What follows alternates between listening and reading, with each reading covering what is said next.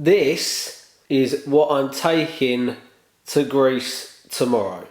What's going on? So today I'm packing all of my gear up with me because tomorrow I'm going to Greece. The reason I'm going to Greece is because I'm filming a wedding. Obviously, if you're doing any kind of shooting work abroad, it takes quite a long time to pack all your stuff, make sure it's all safe when it goes through transport, on planes, in the hold and stuff like that. So you have to be really, really careful when you pack it and make sure you've got everything, because it's not like you can say, oh, do you mind if I quickly pop home? I need to get my, you know what I mean. So I'm quickly just going to go through the stuff that I'm taking so you can get an idea. So yeah.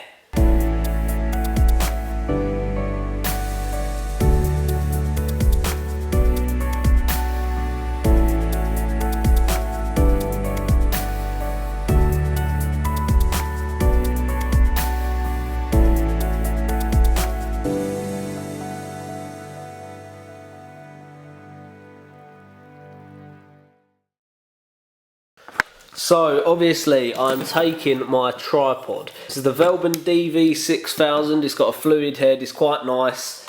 I wouldn't necessarily have taken a tripod if I didn't want to do time lapses. I don't find that tripods are necessarily necessary for wedding shoots unless you've got like speeches, because and they want the speeches filmed.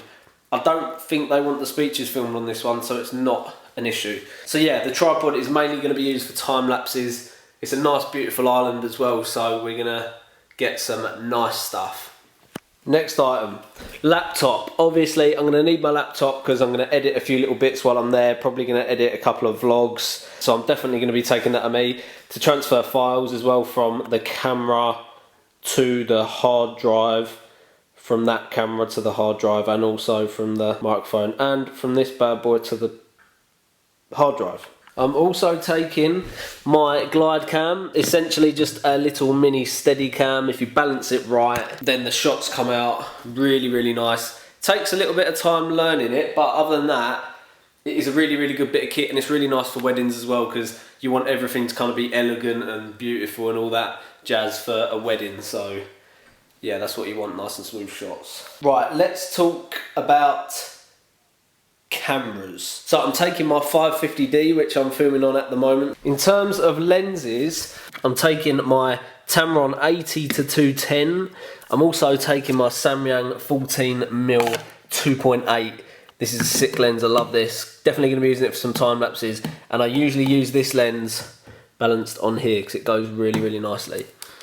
The Canon 50mm 1.8. It's a really, really good lens, really, really sharp. It's my fastest lens at 1.8, so I primarily use that for really, really shallow depth of field shots. Things like little details like the rings, flowers, cakes, things like that, and also people's eyes. I like to get really sharp on people's eyes and get some shallow depth of field stuff. Obviously, because it's my fastest lens, I use it quite a lot in low light situations. Because of the wider aperture, it allows more lighting, and you don't have to increase your gain so much, so there's not so many artifacts in the image. Right, next, I'm taking my intervalometer. It's from Godox. It is really, really cheap. I think I got it for like about £15, and I use it obviously for time lapses. You plug it into the side of the camera and you basically set how long you want the exposure to be for the time lapse and how long you want in between each exposure. I might do a video while I'm out in Greece explaining how I do my time lapses, because I should get some nice ones there. Next up, obviously I'm going to be taking a ton of batteries for the camera. When you're shooting a wedding, it's like an all-day thing. And obviously going away, if you have any issues with your batteries, you lose any or anything, you always want quite a few batteries backed up just in case you're going to need them, and you will be needing them.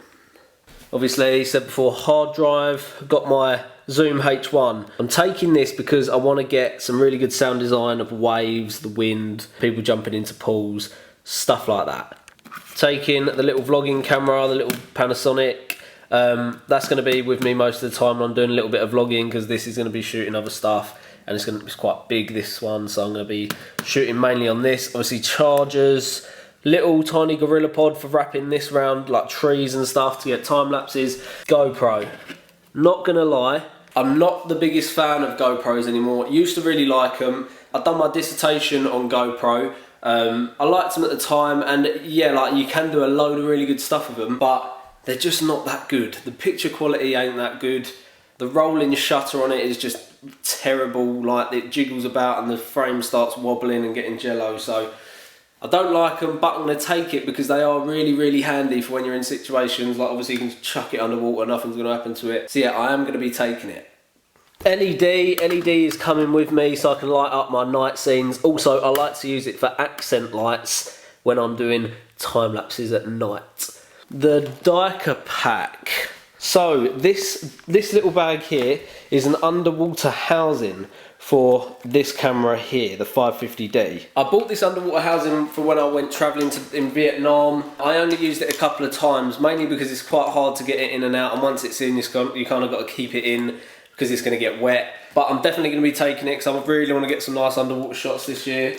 I've also got like, I wrote down like a list of things you have to do when you put it in, especially if you want to put like NDs on the camera, so you have to set it up differently. So I wrote down all the different ways of setting it up that I found work best, so you can use it safely and most efficiently. Last but not least, obviously I'm taking the drone with me.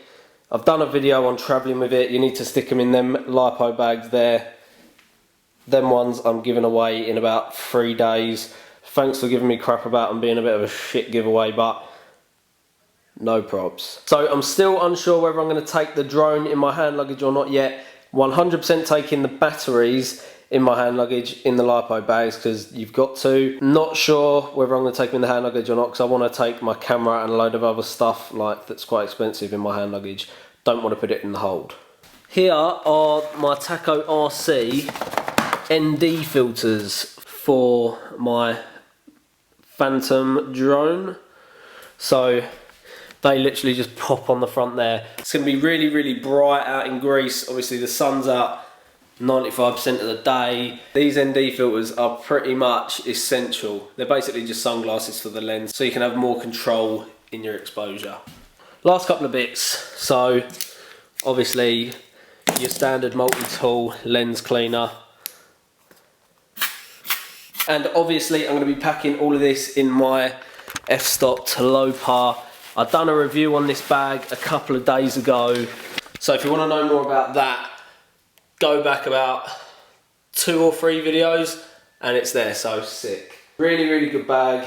I've taken it on board planes and stuff a load of times and it is so rugged, so good.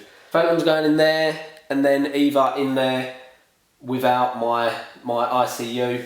Oh yeah, I'll show you what I do. So inside here, this is a separate unit that you just slide out of the top of the bag. So I'm going to be taking that out. That's probably going to be my hand luggage, my camera, lenses, laptop, hard drive, the important stuff. And then inside here, I'll put the drone, tripod, glide cam, and all like the heavier stuff. And then that will go in the hold, and that will be my hand luggage. Yes. Oh yeah, I forgot to say in the drone transport video that your batteries have to be at least 50% discharged. Unfortunately, mine are fully charged. So I'm gonna have to discharge them.